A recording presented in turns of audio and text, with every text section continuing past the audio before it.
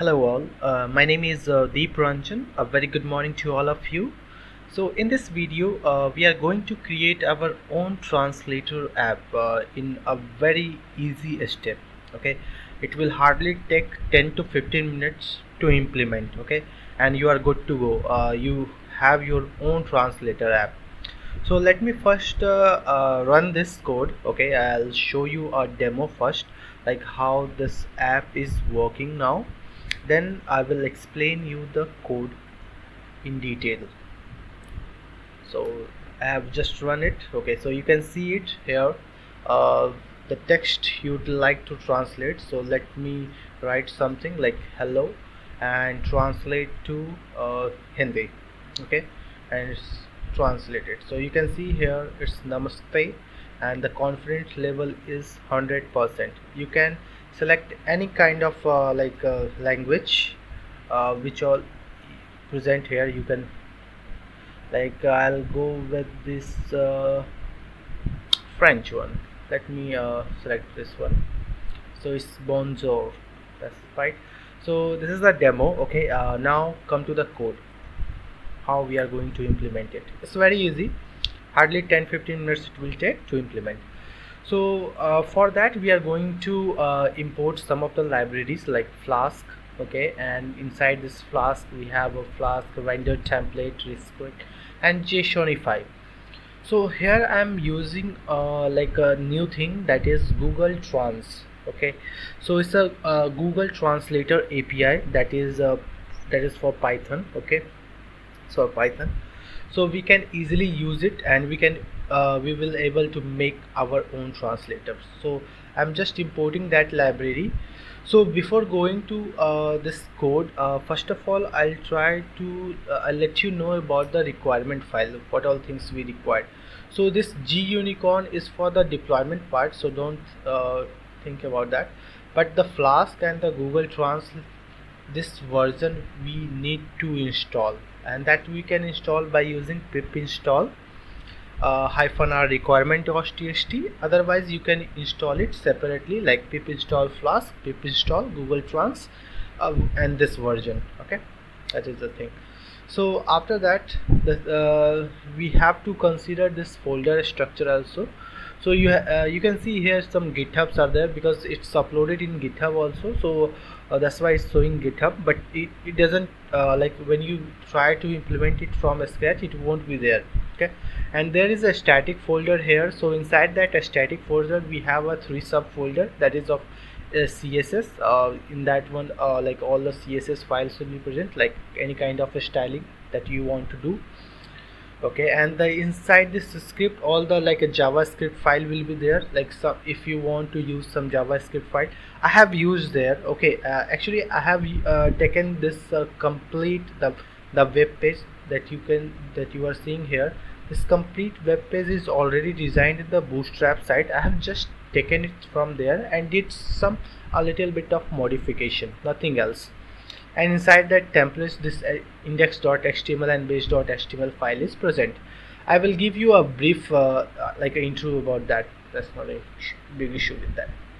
So now coming to the code, first we are doing this Flask name as equal to app. Okay, and this route we are calling a request method equal to post. If it is a post, then this block will run. If otherwise, if it is a get method, okay, then this direct index.html page will render. Okay, so in the beginning, like when we start this application, in the beginning there will be a get method only.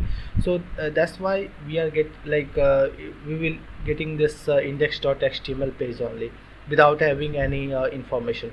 So when we click on this translate text, or when we enter this forms, like this kind of information inside that, then there will be a post method. Okay, so what we are doing in the post method, so inside that post method we are getting a request dot form, like this form. I'll just show you this form. This one is a form. These are forms, right? So from form I'm getting the text. which we are going to translate. Okay, and another thing we are going to get here, that is select language, that we are going to select from here, right? This drop down menu, we can select anything from here. Okay, that's fine. And then we are just calling this translator object, we are creating an object of that. Okay, then now this object will try to translate these texts present in this text to translate. Okay, and it will and also it will convert it in a specific language that we are going to define here, like select here. Okay, and this all information will be stored in this translated.txt. And after that, with if we need a txt, like only the information, only the text, like this one, if we need only the text, for that we need to call translated text.text. Okay, and this one we are like using pronunciations. Okay, so you can see here pronunciation is bonjour. So for pronunciation we are using here translator.txt.pronunciation, and we are getting the information, pronunciation information. If it is not present, then it we will just show the user, like a user, end user, no data is available. And if it is present, simply it will present the pronunciation. Okay, and after that we are also printing their confidence score, this one, confidence level 100%. So for that same thing we are doing here, translator.text.extra data, inside that we are getting confidence, and we are showing into the percentage form, so that's why we are multiplying it with 100. Okay, and if this one is not present there, like pronunciation info is not present there, or confidence is not present there, so we'll simply like a print a message error, we are not able to handle this kind of request as of now. Okay, and simply we are passing this information to our web page, like passing this text to the translator result, and the pronunciation info, whatever pronunciation we are getting, we are passing here, and also the confidence score. So coming to the HTML page, I'll just give you a little bit about that, of where we are passing this kind of information. So like this is our drop down menu. I have given only these like 15 to 20 I think, guess, yeah, 20 languages I have selected. But in Google Translator we have like more than that. Okay, I can show you here. So I'm using here import Google Trans. I'm just printing here the language, whatever language are present in the Google Trans API. So you can see here these many languages are present, and you can translate into that. So Hindi is there, Hungarian is there, Icelandic, Indonesian, Italian, even the Telugu and the Tamil are also present there. Okay, so you can see this Urdu is also there, Ukrainian. So you can translate your sentence in these many languages. Okay, and it's very simple and very easy to implement also. Okay, and these are the HTML page. Okay, I don't think so we have, like, I have to explain these things also.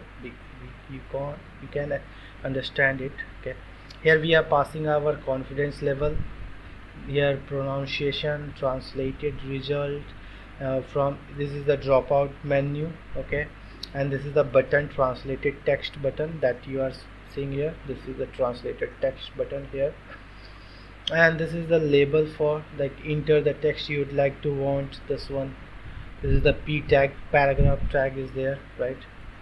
And inside that, and there is a text area in which you are going to insert this form. You can insert this form like that. That's, yeah, I think that is fine. I'll again run this code once again and show you a demo by using some different examples, right? So let me again paste it. Okay, and then let me take so I'll take another sentence, I am fine. Now I'm going to translate it into Hindi. So you can see ठीक हूँ मैं. So it's fine, it's working fine, pretty good, it's working. So fine guys, this is in for this video. I will share each and every detail in the description, like the code and all that. It's already present in my GitHub repo. I will share my repository. You can easily implement it. Okay, and also I have done the deployment of that, so I'll make another video, but it's very easy. I have done that. I think okay, no issue. I'll create a video on that. No issue. Thanks, sir. Bye bye.